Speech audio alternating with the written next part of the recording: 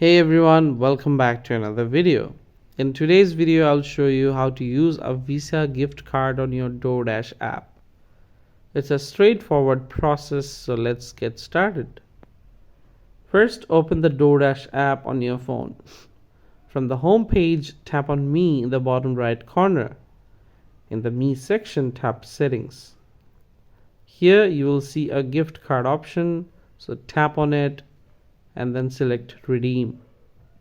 If your Visa gift card has a separate gift card number, you can redeem it here.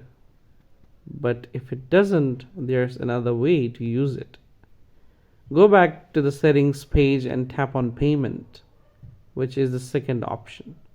Since the Visa gift card works like a credit or debit card, tap on the first option to add a new payment method.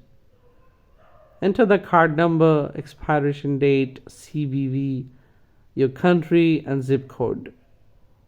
Alternatively, if you'd rather not type manually, you can use the little camera icon to scan your card. And that's it, guys. That's how you can use a Visa gift card on the DoorDash app.